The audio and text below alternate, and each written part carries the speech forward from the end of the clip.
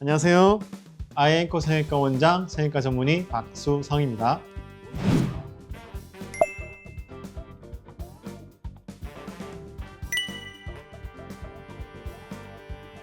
결국은 내려가는 힘보다 우리가 받치는 힘이 약하니까 생기는 거겠죠. 그렇다면 이제 우리가 처음에 코 수술할 때 코 끝 지지대를 얼마나 튼튼한 걸로 했느냐, 또는 이 지지대를 튼튼히 했어도 보통 사람들이 웃거나 또는 말을 하거나 할 때 점점 움직이거든요. 움직이면 이게 내려가게 돼 있어요. 이 힘을 갖다가 얼마나 잘 지지하느냐. 또 생각해보면 너무 이게 튼튼하게 딱 지지하고 있으면 우리가 말하거나 표정을 지을 때 피부가 물리다 보면 처짐은 생기지 않지만 비쳐 보이는 경우도 생길 수가 있거든요. 그래서 이제 사실은 그런 여러 가지 경우를 조합을 해서 어느 정도 탄성을 가지면서 잘 지지할 수 있는 지지대를 코끝에 넣는 것이 좀 중요하다고 생각하는데요. 요즘 같은 경우는 이제 기증늑연골이라든지 또 본인늑연골이라든지 이런 걸 쓰기도 합니다. 여러 가지 경우를 종합해서 본인한테 적절한 연골을 선택을 해서 수술을 하는 것이 중요하다고 생각합니다. 재수술을 하는 경우는 제일 문제는 뭐냐면, 재수술을 또 한 번만 한 경우도 좀 있지만 또 한 번, 두 번, 세 번, 네 번, 여러 번 수술을 하신 경우도 있거든요. 그래서 이제 코끝을 지지할 연골을 보통 넣는 재료가 사실은 제일 중요한데, 기연골이 남아있다면 기연골을 쓰기도 하고, 또는 비중격 연골이 남아있다면 비중격 연골을 쓰기도 하고요. 코끝 같은 경우는 기연골, 비중격 연골이 없다고 할 때는 뭐 본인의 늑연골을 떼서 쓰기도 하고, 기증받은 늑연골을 쓰는 경우도 있습니다. 그리고 이제 콧대 같은 경우도 이제 재수술을 하는 경우를 생각해 보면 피부가 되게 이제 얇으신 분들이 있거든요. 그런 경우에는 일반적인 실리콘 보형물이라든지 기본적인 뭐 다른 보형물을 쓸 수는 없고, 보통 이제 본인의 엉덩이 쪽에 있는 진피지방을 쓴다거나 기증 진피라고 해서 기증받은 피부 조직 같은 게 있어요. 그런 거를 이제 좀 쓴다거나 하는 그런 경우가 있습니다. 기본적으로 코를 높이시는 분들 같은 경우는 보형물을 넣게 되는데요. 보형물 주위로 이제 염증이 생긴다고 치면, 염증이 생긴 이후에 시간이 어느 정도 지나게 되면 염증 물질들이 계속 쌓이면서 코를 갖다가 이렇게 점점 쪼그라들게 만들거든요. 그런 경우에는 코가 이제 점점 짧아지는 축코가 생기고, 이제 들린 코처럼 코가 점점 들리게 됩니다. 그렇게 되면 이제 심지어 나중에는 점점 짧아지면서 보형물 바깥으로 이렇게 뚫고 나오는 경우도 있거든요. 그런 증상이 나온다 싶으면 바로 빨리 안에 있는 그 실리콘 보형물이나 이런 걸 제거하시는 게 좋고요.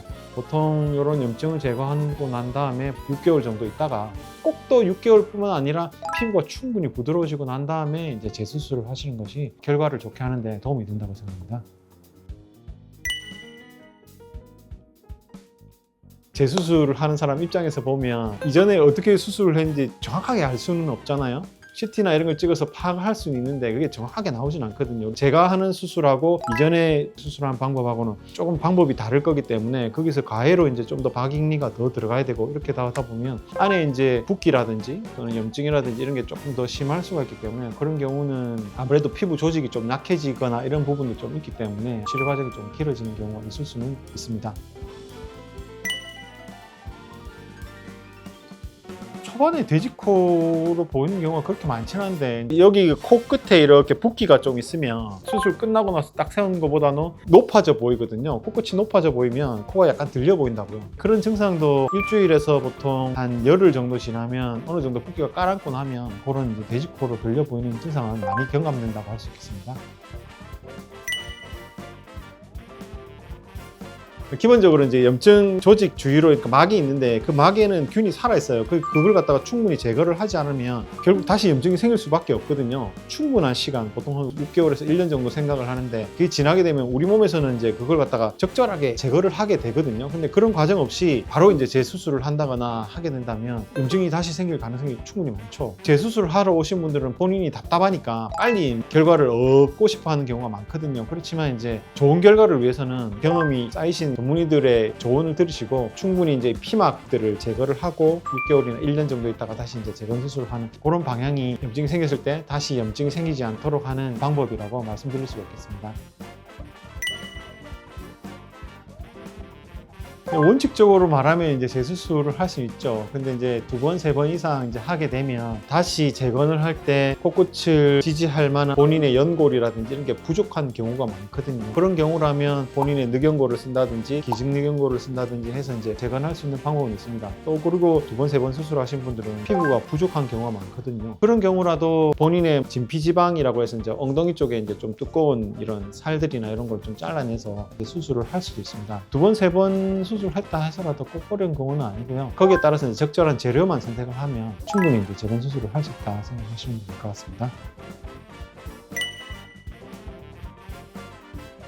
벨러는 경우는 본인의 피부가 충분하지 않은 경우입니다. 코가 원래 작으신 분들은 피부도 그만큼 좀 작거든요. 근데 그런 분들은 저는 화려하게 하고 싶어요 이렇게 하는 경우가 많은데, 피부가 작고 낮은 코를 너무 이렇게 올려놓게 되면 첫째로는 모양 자체가 예쁘지 않을 뿐더러 억지로 낮은 거를 당겨 놓으면 쫙 이렇게 당긴 듯한 느낌이 든다고요. 그렇기 때문에 이제 그런 부분에서 적절한 타입점이 필요하고요. 재수술을 상담하시는 분 중에 코가 너무 높게 이전에 넣어가지고 코가 막 이렇게 피부가 비쳐 보이시는 그런 분들도 있거든요. 그래서 그런 분들도 심지어는 이제 좀 더 높게 이렇게 원하시는 분들도 있는데, 그런 분들한테 제가 말씀드리는 거는 이제 좀 자연스럽게 하시라. 피부라는 게 이제 버티는 한계도 있고 하기 때문에 결과적으로 나중에 피부가 더 얇아지면 재건하기도 수월하지 않을 경우도 있으니까, 물론 지금도 중요하지만 나중도 중요하거든요. 보통 한 10년, 15년, 20년 이렇게 지났을 때 나이가 들면 피부가 얇아지면서 또 모양도 변하는데, 그거에 따라서 나중에 어떻게 변할지에 대해서 생각을 해보고 선생님들과 상의를 해보시고 수술을 결정하시는 게 좋다고 생각합니다. 결론적으로는 이제 재수술이라는 건 이제 본인의 기존의 상태도 사실 있는 거기 때문에 본인이 원하는 대로 딱 100% 맞게 안 되는 경우가 조금 간혹가다가 있거든요. 또는 이제 코 재수술에 쓸 수 있는 재료들이나 이런 것들의 어떤 제약들이나 사실 있기 때문에 수술하시는 선생님하고 상담을 해보시고 결정하는 것이 좋다고 생각이 됩니다. 이상 아이앤코 성형외과 원장, 성형외과 전문의 박수송이었습니다. 안녕히 계세요.